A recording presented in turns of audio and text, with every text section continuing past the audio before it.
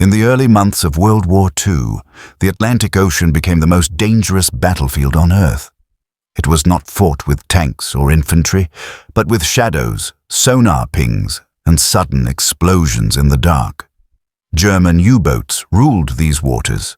Their commanders believed they had found the perfect weapon to strangle the Allied war effort by cutting off supplies before they ever reached Europe.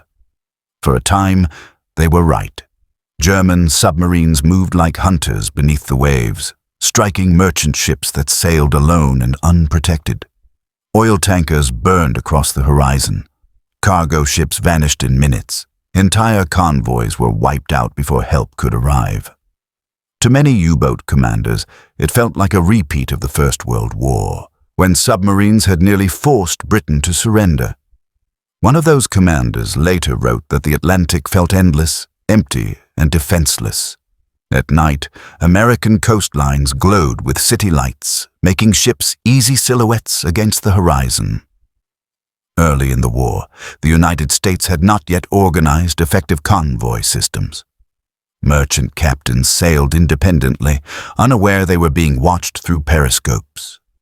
Sinkings came so easily that some U-boat crews began to believe victory was inevitable. But beneath that confidence, something else was happening. Something no periscope could see. While U-boats counted ships sunk, American factories were counting something very different. They were counting hulls laid, keels welded, and ships launched.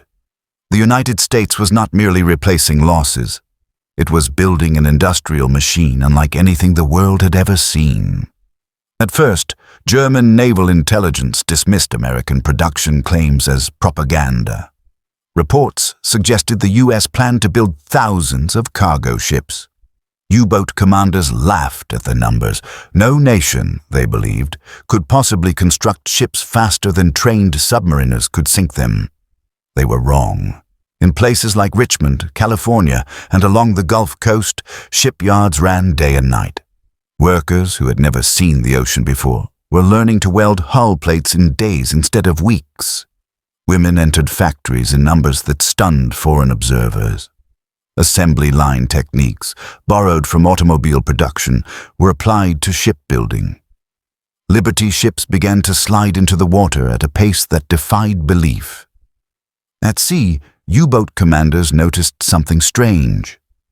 Patrol after patrol, they would sink ships, only to encounter new convoys weeks later, larger, better protected, and more numerous than before. The losses they inflicted no longer created gaps. Instead, the sea lanes seemed to refill themselves. One German commander later admitted that for the first time, doubt crept in. The Atlantic no longer felt empty, it felt busy. By 1942, the tonnage war became a race. German submarines measured success in ships sunk per month. American planners measured success in ships launched per month. And slowly, the balance shifted. New destroyers appeared, equipped with radar and sonar that could detect submarines even at night. Escort carriers joined convoys, launching aircraft that turned open ocean into hostile territory for U-boats. Depth charges became more accurate. Survival times shortened. But even then, U-boat commanders believed they could still win if they sank ships fast enough.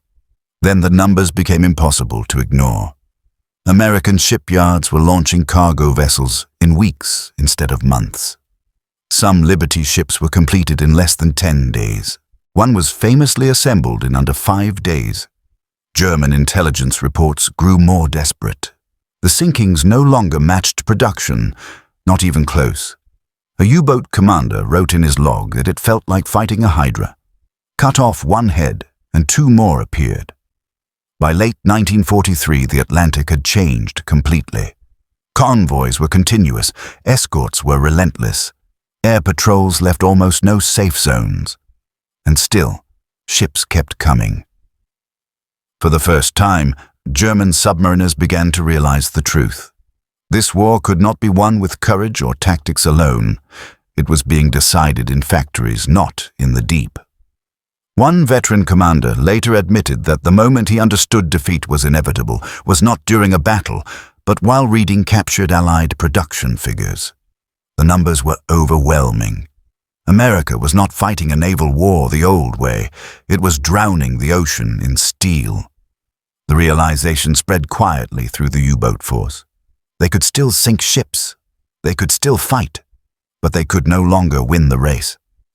The Atlantic, once their hunting ground, had become a graveyard, not just for submarines, but for the belief that Germany could outproduce its enemies. And the war at sea was far from over. By late 1942, German U-boat commanders were beginning to face a truth they had never been trained to accept. The Atlantic, once a hunter's paradise, was turning into an industrial nightmare. Sinkings still happened, but the numbers no longer told the same story. Every radio report from Berlin still celebrated tonnage destroyed, yet every patrol revealed something disturbing. The sea lanes were fuller than before. Convoys were larger, tighter, and better protected. And worst of all, the ships they destroyed seemed to reappear as if nothing had happened. Veteran commanders who had once stalked lone freighters now found themselves staring through periscopes at endless lines of hulls stretching to the horizon. It was not bravery that unnerved them, it was arithmetic. They were sinking ships at a rate that should have crippled any normal economy. Yet the enemy's logistics only grew stronger. Fuel, troops, tanks, and aircraft kept flowing to Britain and later to North Africa and Europe in quantities that defied every pre-war assumption. What the U-boat arm was slowly realizing was that they were no longer fighting navies. They were fighting factories. In the United States, shipyards operated around the clock. Welding replaced riveting, cutting construction times dramatically. Entire sections of ships were built inland, shipped by rail, and assembled like industrial puzzles at coastal yards. Workers with no previous maritime experience were trained in weeks, not years. Women filled production lines. Older men supervised. Teenagers learned trades that had once taken decades to master. The result was not elegance, it was speed. Liberty ships were never meant to last decades. They were floating transport platforms, designed to survive one crossing, then another, and maybe a few more. German commanders later learned that American planners openly expected many of them to be sunk. That assumption was built into production numbers. For every ship lost, several more were already under construction. This was not optimism, it was mathematics. Captured U-boat officers described their shock during interrogations. They had believed their campaign was strangling Britain. Instead, they discovered that American output alone exceeded the combined shipping losses caused by all Axis submarines. Even worse, new ships were faster, more standardized, and easier to repair. A damaged vessel might be back at sea in weeks, something German dockyards could only dream of under Allied bombing. By 1943, the balance shifted decisively. Escort carriers appeared, turning the open ocean into a hunting ground for aircraft. Radar, HF/DF radio detection, and improved sonar made stealth nearly impossible.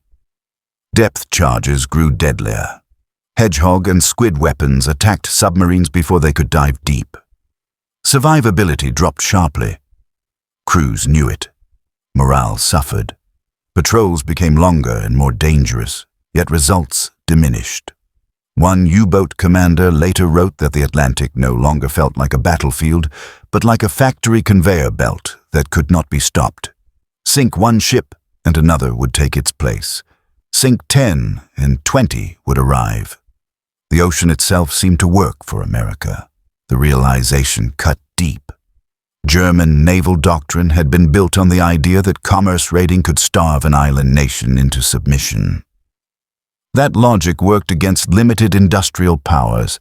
It failed utterly against a continental economy with vast natural resources, protected production lines, and unmatched logistics. The United States did not just replace ships. It expanded its entire war machine simultaneously. Steel output increased while aircraft production soared. Truck factories fed armies across continents. Oil refineries ran without interruption. Shipyards competed with each other to set new records. Some Liberty ships were launched in under a week. For U-boat crews risking their lives on month-long patrols, this knowledge was crushing. By late 1944, the conclusion was unavoidable. Even if every submarine survived, even if tactics improved, even if losses dropped to zero, it would not matter. The enemy could outbuild, outsupply, and outlast them indefinitely. The war at sea was lost not because of bravery or tactics, but because of capacity. When captured commanders were shown American production figures, many thought the numbers were propaganda. Only after seeing shipyards in person did they understand. Endless cranes, endless hulls, endless workers. What Germany considered extraordinary output, America treated as routine. The Atlantic campaign had become a lesson in modern warfare. Victory no longer belonged to the side that fought hardest, but to the side that could replace losses fastest. Submarines could sink ships, but they could not sink an economy. In the end, German U-boat commanders did not stop believing in their crews or their mission. They stopped believing the war could be won. The ocean had revealed the truth. America built ships faster than they could ever be sunk, and once that reality set in, the outcome of the war was only a matter of time.